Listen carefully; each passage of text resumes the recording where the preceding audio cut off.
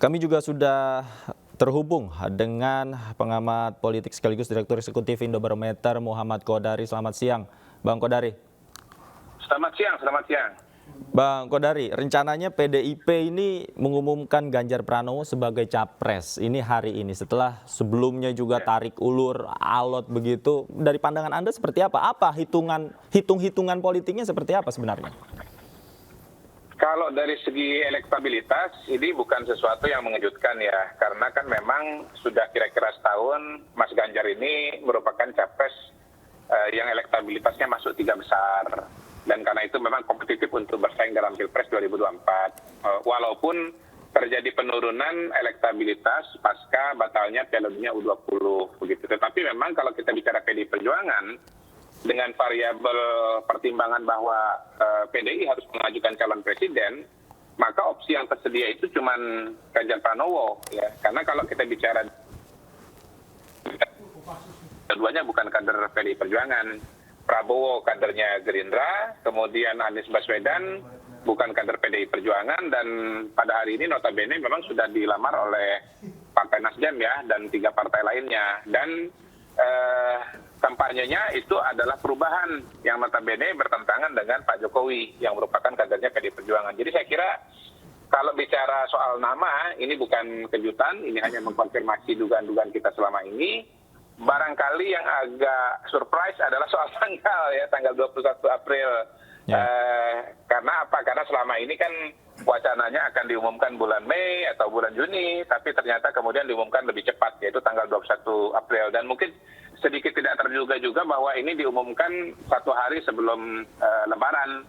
Bahkan kalau acuannya Muhammadiyah hari ini Lebaran gitu. Jadi siapa yang mengira, dan rasanya belum pernah terjadi capres diumumkan pada hari Lebaran, kira-kira begitu. Oke, kita bicara momentum juga. Tadi Anda sebutkan 21 April ini ditetapkan sebagai pengumuman capres begitu ya. Kemudian bertepatan dengan Lebaran dari Muhammadiyah. Nah, apakah faktor momentum ini juga menjadi salah satu faktor yang kira-kira diperhitungkan oleh Ketua Umum Megawati Soekarno Putri untuk mengumumkan Ganjar? Pertama, 21 April kan merupakan hari Kartini ya. Bu Mega kan keberpihakannya kepada perempuan juga sangat kuat. Apalagi memang beliau juga seorang perempuan begitu. Jadi saya kira itu secara historis, secara tanggal penting memang sangat-sangat penting. Yang kedua, Bu Mega sesungguhnya kan kalau dalam mengambil keputusan-keputusan politik itu dengan katakanlah perenungan-perenungan yang barangkali tidak sepenuhnya dalam tanda kutip mudah dihitung dengan hitung-hitungan yang bersifat formal lah, katakanlah begitu. Sehingga barangkali ada perenungan-perenungan Bu Mega yang kita sendiri nggak tahu apa variabel-variabel pertimbangannya. Jadi ya kita intinya terima saja tanggal 21 April ini.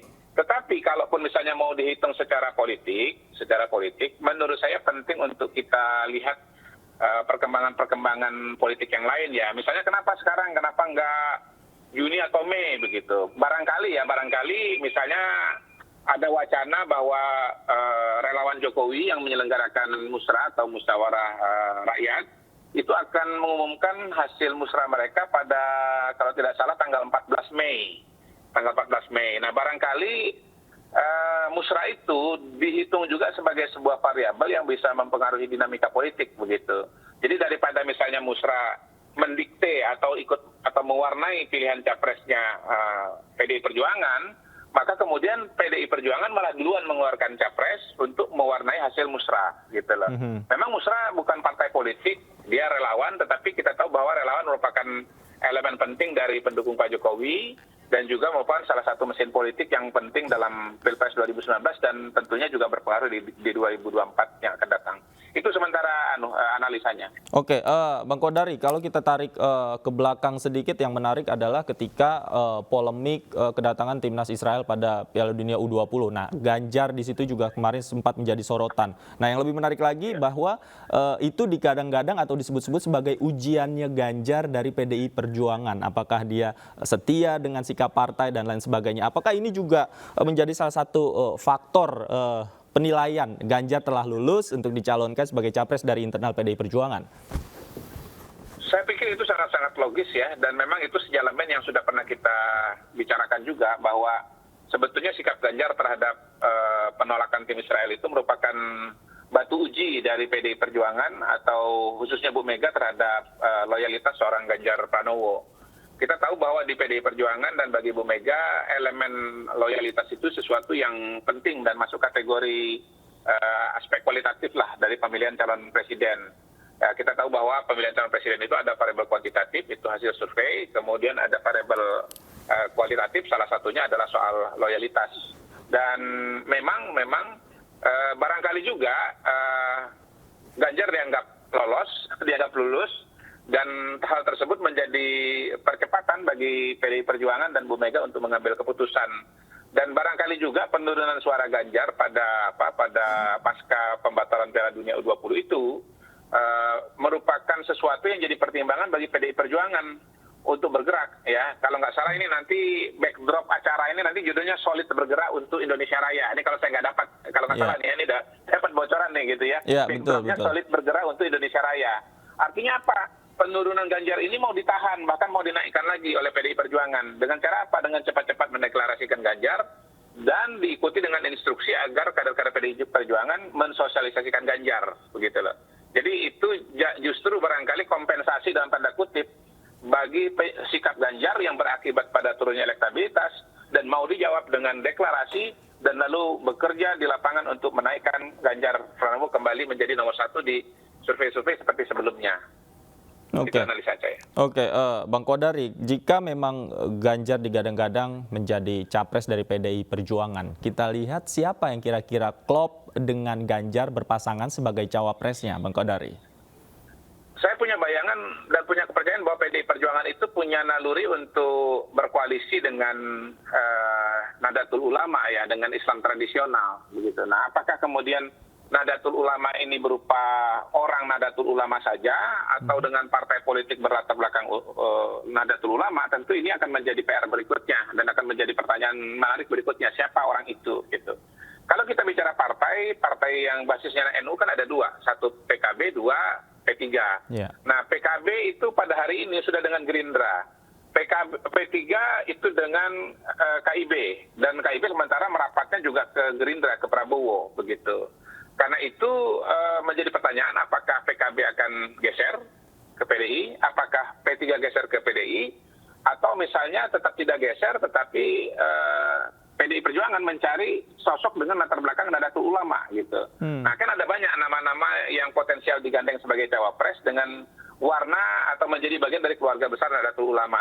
Misalnya nih ya, kalau yang bukan orang partai, misalnya Pak Ma'ruf Amin, ya, jangan lupa loh Pak Ma'ruf itu NU gitu. Yeah. Apakah kali jadi Ganjar Ma'ruf misalnya begitu, ya? Yang kedua misalnya Erick Thohir, ya, keluarga besar NU juga, Ansor Banser, ketua panitia Harlah 1 abad Nahdlatul Ulama. Lalu kemudian Khofifah barangkali, ya, Gubernur Jawa Timur. Menurut saya itu nama-nama yang barangkali, Mahfud juga barangkali, ya, Nahdlatul Ulama juga. Nah, barangkali itu nama-nama yang potensial untuk digandeng oleh PDI Perjuangan. Jadi saya belum menyebut nama, tapi saya punya keyakinan bahwa kecenderungan insting politiknya PDI Perjuangan mencari seseorang dengan background Nahdlatul Ulama atau Islam tradisional. Oke, artinya memang untuk meraup suara-suara Islam tradisional ini, kelompok-kelompok Islam tradisional seperti Anda sebutkan NU, kemudian juga dari PKB atau P3 ini menjadi salah satu faktor penting untuk kemenangan Ganjar ketika nanti maju, ya? Ada dua aspek sih. Pertama aspek ideologi, ya. PDI Perjuangan itu berpendapat bahwa untuk mengelola negara ini diperlukan kerjasama antara elemen-elemen atau unsur bangsa. Ya, dan kita tahu bahwa unsur kebangsaan Indonesia itu tidak hanya nasionalis yang identik dengan PDI Perjuangan, tetapi juga kalangan Islam. Islam ada dua secara garis besar, Islam tradisional, Islam modernis. Nah, secara sosiologis dan secara teologis sepertinya PDI Perjuangan itu lebih merasa nyaman dengan Islam tradisional. Nah, manifestasi dari Islam tradisional itu dalam wujud nyatanya keseharian di masyarakat adalah Nahdlatul Ulama. Gitu. Jadi ya saya kira penjelasannya itu. Apakah kemudian akan mendapatkan suara? Kebetulan juga Nahdlatul Ulama memang kolam suaranya besar. Kalau kita bicara survei kan mereka yang mereka yang mengaku sebagai bagian dari NU itu sekitar 40%, 50% dari Islam di Indonesia gitu. Jadi dapat dua-duanya kalau NU itu ideologinya dapat, suaranya juga dapat. Makanya saya yakin bahwa NU itu pertimbangan yang sangat nyata dan serius dari PDI Perjuangan. Oke, bagaimana dengan sosok yang tadi Anda sebutkan tadi juga ada Erick Thohir, kemudian Anda sebutkan juga ada Kiai Maruf Amin dan lain sebagainya. Ini kan juga kita kenal selain berlatar belakang organisasi NU juga secara profesional sebenarnya memiliki kinerja yang cukup baik di masa pemerintahan Joko Widodo. Apakah mungkin saja nanti, ini juga menjadi pertimbangan, Bang Kodari? menurut saya nanti variabel Mas Ganjar juga akan penting ya.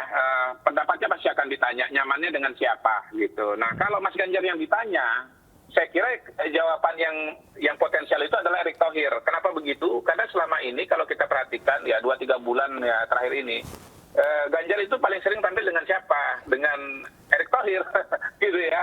Memang kebetulan juga sama-sama generasi muda ya toh. Mas Ganjar orang politik, Pak Erick itu orang ekonomi gitu. Nah, biasanya dalam memasangkan capres-cawapres, kombinasi-kombinasi seperti ini biasanya berkembang di elit politik gitu loh. Dan menurut mereka kan tentunya nanti buat kampanye juga enak. Pak Ganjar sebagai misalnya solidarity maker, wakilnya Pak Erick karena profesional, biasa mengelola organisasi besar ya, akan menjadi seorang katakanlah administratur begitu. Nah, jadi kalau bicara kombinasi pada hari ini memang yang menarik salah satunya adalah dengan Erick Thohir. Sebetulnya kalau kita bicara calon wakil presiden, variabel itu ada banyak ya. Pertama elektabilitas, kemudian dukungan partai politik, yang ketiga sumber daya atau logistik ya. Pada hari ini memang yang paling lengkap di antara nama-nama yang saya sebut tadi adalah Erick Thohir. Kalau bicara elektabilitas, Erick punya, Kofifa juga punya. Tapi kalau bicara logistik, barangkali yang paling kuat di antara semua calon ini adalah Erick Thohir, begitu. Dan kalau Pak Mahfud misalnya kita belum tahu partai mana yang mendukung, tetapi kalau Erick misalnya sering ketemu dengan PAN, sering ketemu dengan P3 juga, gitu loh. Jadi per hari ini sih saya lihat yang kriterianya paling banyak terpenuhi buat Mas Ganjar itu adalah Erick Thohir. Oke, nah selain juga tadi Anda sebutkan bahwa Erick Thohir dari sisi profesionalitas juga memang sudah terbukti begitu ya, secara ketokohan juga secara nasional dikenal dan memiliki elektabilitas. Modal apa lagi yang memang penting menjadi pertimbangan untuk memasangkan Ganjar Pranowo dengan sosok-sosok yang tadi Anda sebutkan itu? Kecocokan pribadi. Nah, itu sangat subjektivitas dari calon presidennya. Dia merasa nyaman dengan siapa gitu. Setiap calon presiden pasti ingin mendapatkan semua variabel pada satu calon wakil presiden. Tetapi kadang-kadang mereka harus memilih satu atau dua variabel penting. Mas Ganjar ini kan pada posisi yang dalam tanda kutip diuntungkan. Karena apa? PDI Perjuangan itu udah bisa maju sendiri. Ya, nggak perlu berkoalisi misalnya. Kayak Gerindra itu harus berkoalisi dengan PKB. Pertanyaannya sekarang, apakah kemudian Pak Prabowo cocok dengan Caimin? Nah, belum tentu kan. Tetapi kalau tanpa PKB, Gerindra nggak bisa maju. Nah, jadi akhirnya walaupun nggak cocok secara pribadi, tetapi karena syarat tiket baru terpenuhi dengan PKB, ya akhirnya jalan dengan PKB gitu. Nah, Ganjar Pranowo dan PDI nggak punya masalah itu gitu loh. Jadi akhirnya kalau kita bicara Ganjar Pranowo, menurut saya yang akan dicari itu nomor satu adalah elektabilitas, yang kedua logistik begitu, dan yang ketiga kecocokan pribadi gitu. Kalau masalah logistiknya ada, masalah elektabilitasnya ada, ya katakanlah ada dua tiga calon ya, sama-sama punya logistik, sama-sama punya elektabilitas. Pilihannya jatuh kemana? Yang nyaman secara pribadi, gitu. Nah, kalau nyaman pribadi kan kita nggak bisa menyimpulkan kan, karena kan hati orang mana yang tahu. Tapi kalau kita lihat fisik, kita lihat visual, kita lihat media, paling banyak saya lihat Mas Ganjar jalannya dengan Erick Thohir. Begitu, itu dasar berbicaranya, dasar analisanya. Oke, Bang Kodari, sambil kita menyaksikan juga sebentar lagi Ketua Umum PDI Perjuangan juga akan mengumumkan dan sudah duduk di tempatnya. Bang Kodari, terima kasih banyak. Bang Kodari sudah bergabung bersama kami di Breaking News. Sampai ketemu lagi kita. Iya, siap. Terima kasih. Selamat siang, sehat selalu, Bang. Sehat.